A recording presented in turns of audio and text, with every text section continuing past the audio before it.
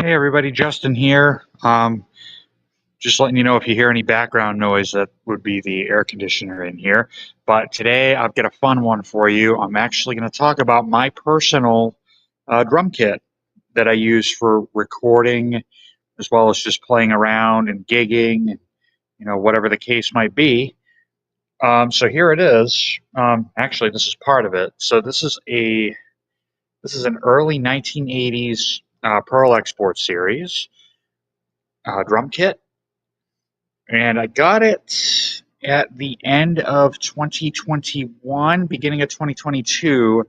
I actually got it local here through Facebook Marketplace, and I got it. How did I get this? Oh, I had a six-piece Alesis Nitro Mesh electronic kit that had an extra pad and an extra cymbal with it. That I traded this guy on Marketplace for this kit. It was in relatively rough shape. Really, it just needed new drum heads, all around, so top and bottom, everything.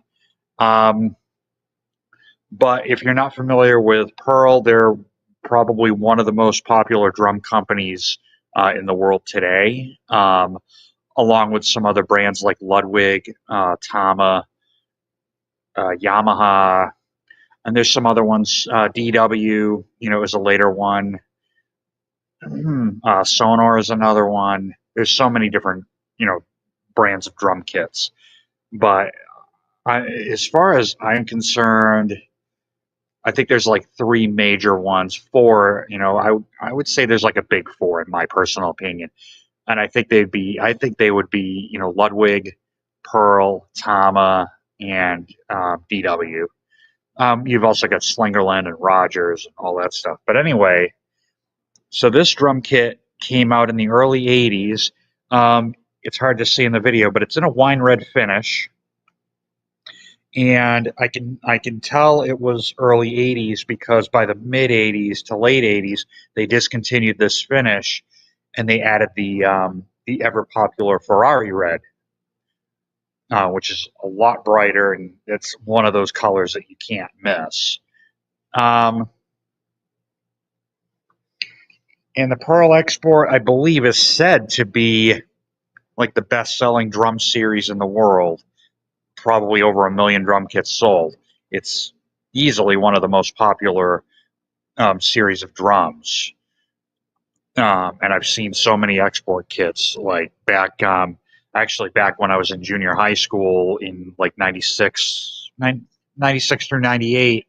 The band department had a Ferrari red 5-piece export kit, so it probably would have been the lineup after this one. Um, so what are the shells made out of? Well, it's kind of a mystery, a little bit, but I've been doing some research online, and I've been floating around. These, I believe, are made out of 6 plies of Luan sandwiched in between 2 plies of birch. But on the inside of the shells, and you can't see them unless I go down there and show you like the inside of the bass drum. It kind of looks like particle board. It kind of looks like MDF, but it's like a spray coating on the inside of the shells that Pearl calls it Acousticoat. It's probably to hide the Luan. I mean, if you ask me, but I don't think it really changes. I don't really think it changes the tone. I don't really think, like, if I were to sand it off and go down to the birch layer, I don't think it would change the tone of the drums, at least that much, maybe to my ears. Um, Now, a lot of people, love these kits. A lot of people, don't like these kits. Like they're horrible, and a lot of the reasons might be, oh, they don't get good tone, or the tom mounts are awful. Um, I can tell you this. As far as like the tone goes on these drums, the material is, far from the only thing that governs the tone of a drum. Um, you have to have the right drum heads. And also the drum sizes really matter. Now, for me, it's definitely in the sizes and the heads. Um, I'm one of the ones that I'm absolutely a fan of this kit. Now, this particular kit is not the whole kit.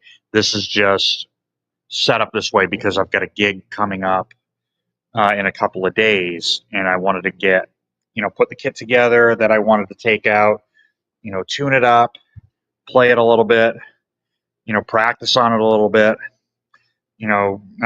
make some final adjustments on it.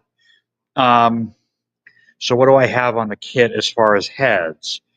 Um, well, I can tell you this: everything on this kit, as far as drum heads, except for the snare side head, is coated. I find that coated heads on this kit, especially, give me a very warm sound. I get plenty of attack, and I still get a little sustain. Maybe not as much as some drummers might want out of, say, a higher end maple or a birch kit. Um, but the thing that really drew me to this kit really was the size of the bass drum and the size of the toms.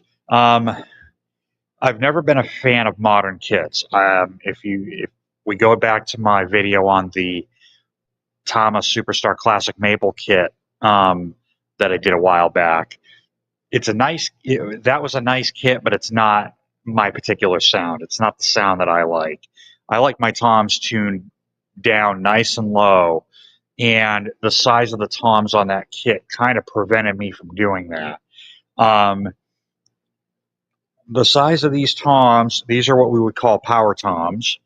They were very popular in the 80s and the 90s because they give you a very big sound depending on how you tune. Now, the nice thing about the power toms is they're very versatile in how you can tune them. You can tune them high, you can tune them in the middle, you can tune them down low. But if you know what you're doing with the tuning, you can really get all kinds of different sounds out of these sizes.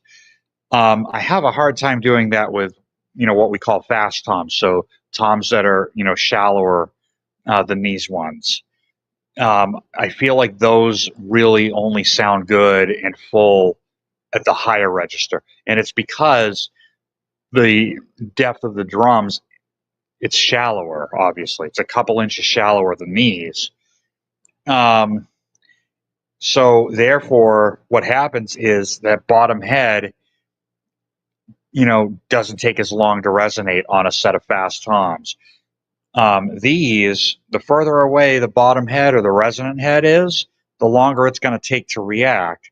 So for me, on a set of, power toms, it really works. Now the kick drum, the bass drum, is a 22 by 16, so it's actually 2 inches shallower than a normal bass drum that you would see on a kit today, on a pre-made kit. I'm not talking about a custom, a high-end custom built drum kit. Now for that, I prefer a shallower bass drum because it's going to give me a tighter sound. It's going to give me a tighter tone because it's not going to take as long for that front head to resonate. Now, if I were to tap this, front head, it's not slack. There is a little bit of resonance here. Matter of fact, if I tighten it up a little more,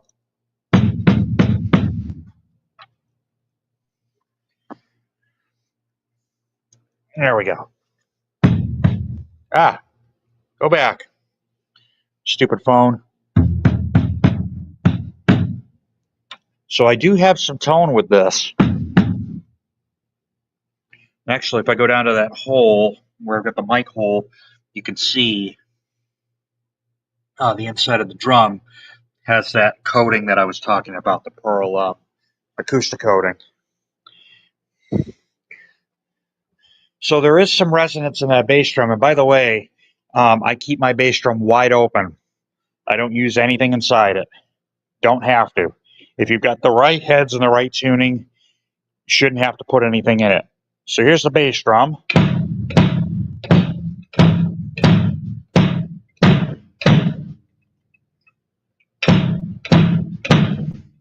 So you can hear it's kind of tight, but there's still a little resonance. But that resonance isn't coming from just the bass drum. It's also coming from all these toms too. And that's one of the reasons I use a slightly bigger kit than what would be considered normal nowadays, like a 4-piece kit. Is the nice thing about an acoustic drum kit is it's its own built-in reverb unit. So when you hit a drum, the whole kit resonates, and it's a beautiful tone. Again, if you have everything tuned right. So I'll talk about the drum sizes right now on this particular kit and what I have set up right here. So like I said, the bass drum is a 22 by 16. The snare is a steel shell 6.5 by 14. I'd say I've got it. I would say I've got it medium high as far as the range that I have on this drum, but I can tune it down. I can tune it up. I get a nice tone out of it.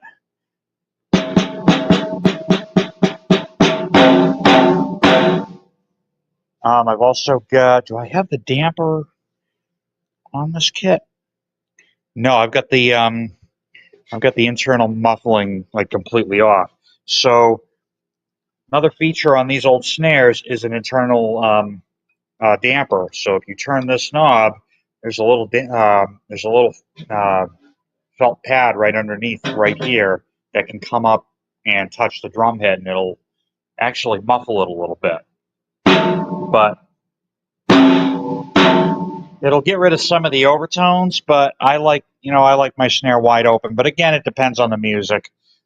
Sometimes I might not want all the overtones, but I've got a couple of tricks in addition to using the damper on this.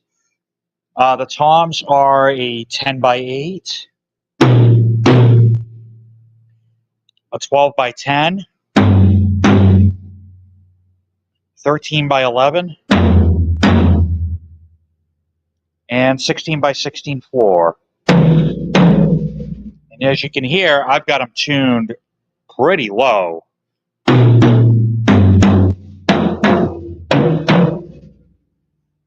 And I've got plenty of tone and plenty of sustain out of them. Now, like I said, this isn't the whole kit. So I got this kit as a 9-piece double bass kit. So what's not here is a second 22 by 16 bass drum, as well as a 14 by 12 mounted tom and an 18 by 16 floor tom. Now that we've talked about the drums, let's talk about the hardware. I won't talk about the drum rack, but I'll talk about one of the other pet peeves that a lot of drummers have with these Pearl kits is the tom brackets.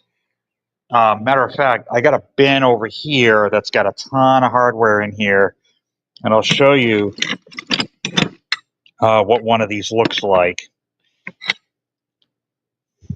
See, this one's a little bit banged up, but again, I got but again, I didn't get I didn't pay much for this. I traded a rather inexpensive electronic kit, but I'll show you what one of these tom mounts looks like. There we go. Do this right over here. So this is a standard Pearl 7/8 inch tom mount. So the long shaft goes inside the bass drum, and this is up here is where you mount the tom. And this is a geared system, so it locks into. It's not an infinitely adjustable system, and that's what a lot of drummers don't like about it. They find it very hard to position the toms, where they want them because it's limited. I can say, for me, getting the drum rack was a big improvement over that. I actually haven't had any issues with, even without the drum rack, getting the two toms on the bass drums, getting those positioned right.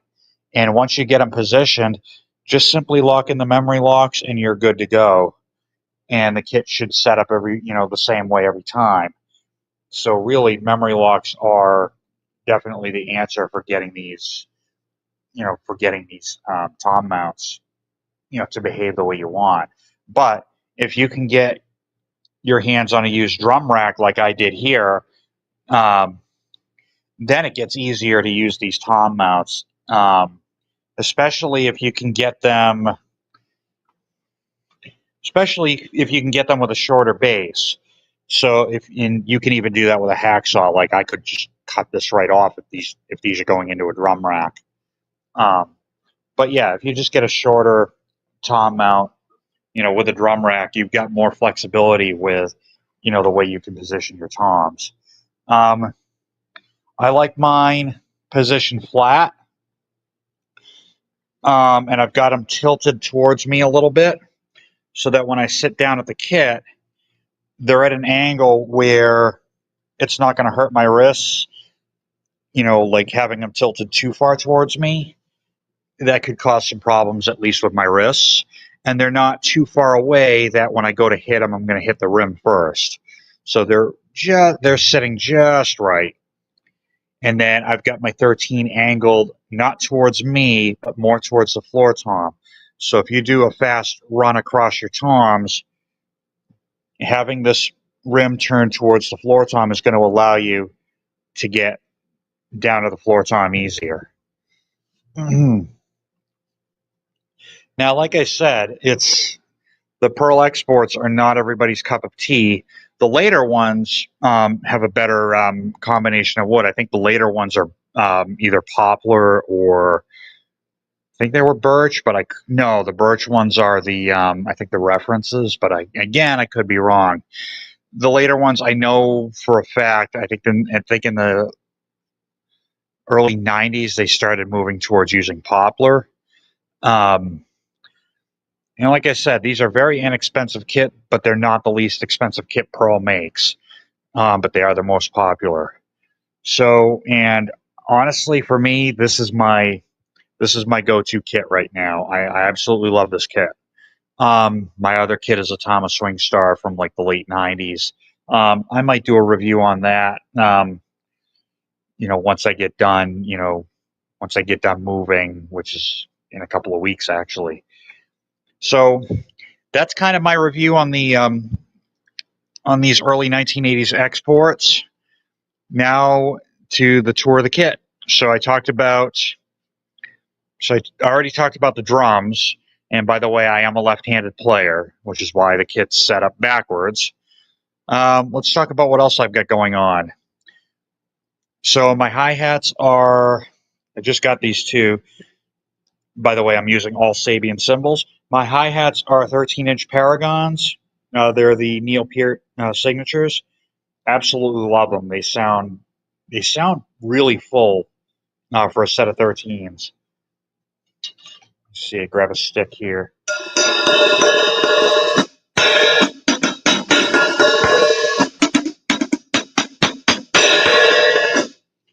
And it might sound a bit distorted because we're on I'm on a phone mic, and it's really the easiest way for me to film this kind of a thing right now. Other than the hats, I've got a pretty good selection of cymbals. I like having some different colors, when I play. So, and some of these I've had to clean because I really don't like fingerprints on these cymbals, and some of them I still need to clean.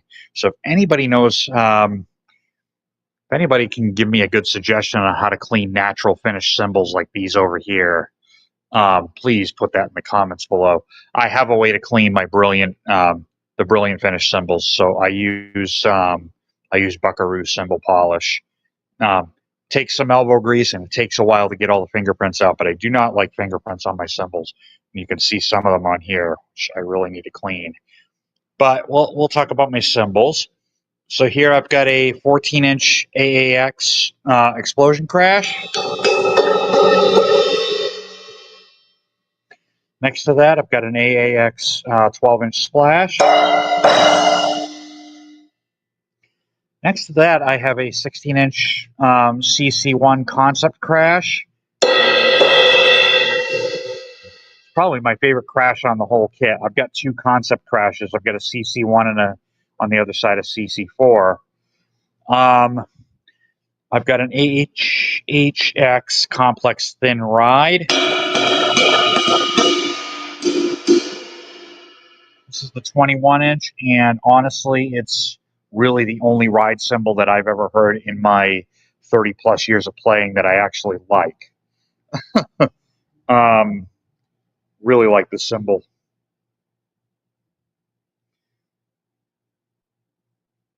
Oh, David says he's got the same set. Very, very cool. I love this kit. Um, but yeah, like I said, in my 30 years of playing, this really is the only ride cymbal that I've ever really liked. Where my ears weren't like fatigued.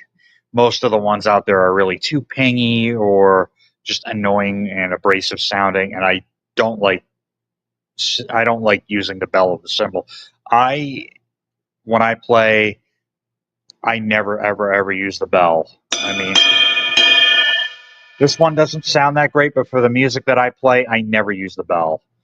Um, Over here is my AAX Concept Crash CC4.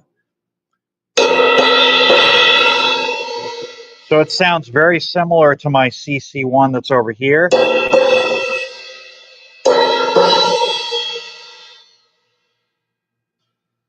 There's a very slight difference. And then all the way over here, I've got an AAX 18-inch Chinese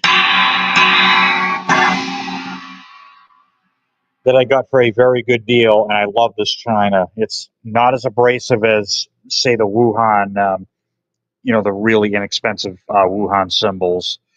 Those are cool for what they are, but again, I like something full, and I like something that I can,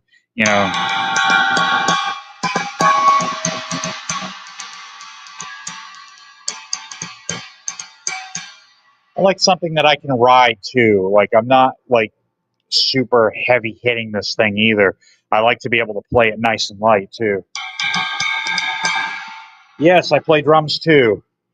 Um, Actually, if you look up Jack Fawcett, that's Fossett. If you find any of his like later albums, like the last two albums he put out, I play drums on both of those albums, so you can hear some of my drumming there too.